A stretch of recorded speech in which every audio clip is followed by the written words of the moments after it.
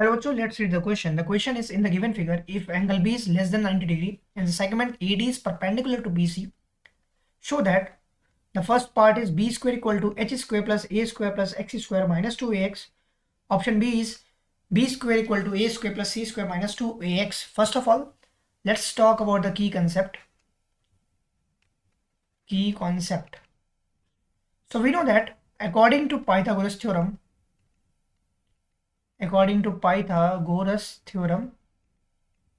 what we know that Pythagoras theorem state that the square of hypotenuse, that is h square, is equal to sum of its base square plus perpendicular square. ये हमारा Pythagoras theorem कहता है.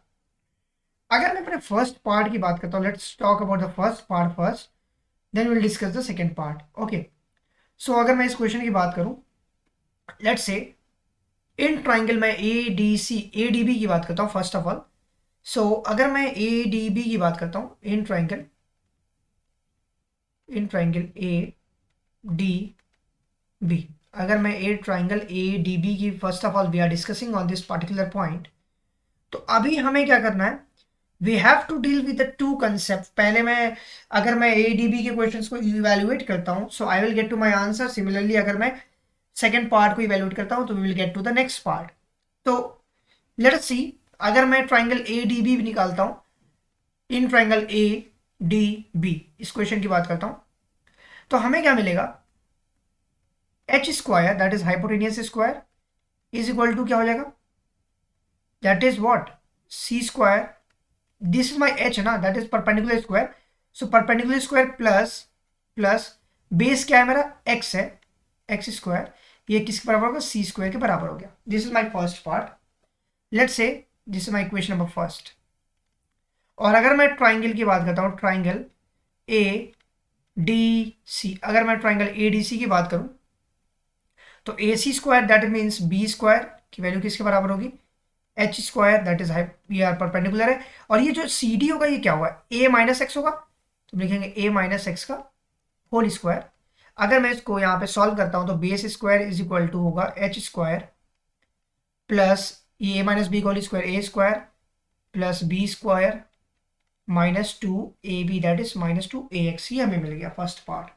तो अगर मैं इस question को देखूं, तो ये जो सेकंड इक्वेशन आ रहा है, अगर मैं सेकंड इक्वेशन की बात करता हूँ, तो सेकंड इक्वेशन जो है वही हमारा B square equal to H square plus A square plus X square minus 2AX है, जो मुझे चाहिए था. So this is my required answer for the first part. ये मेरा फर्स्ट पार्ट का आंसर हो गया.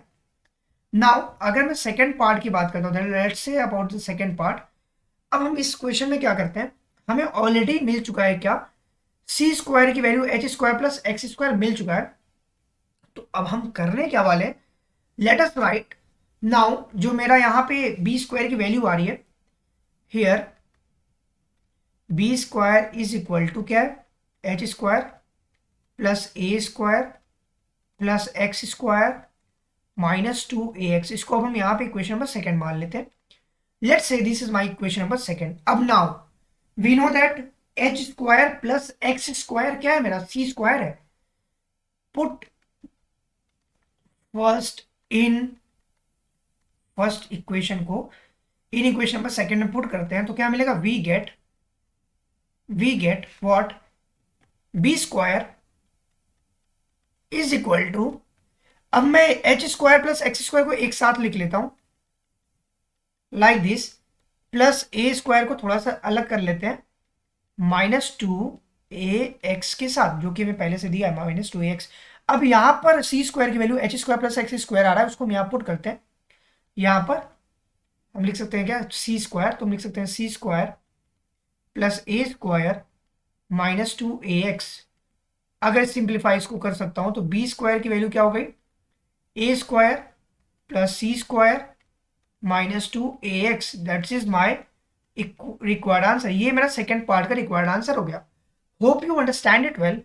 Best of luck. Thank you.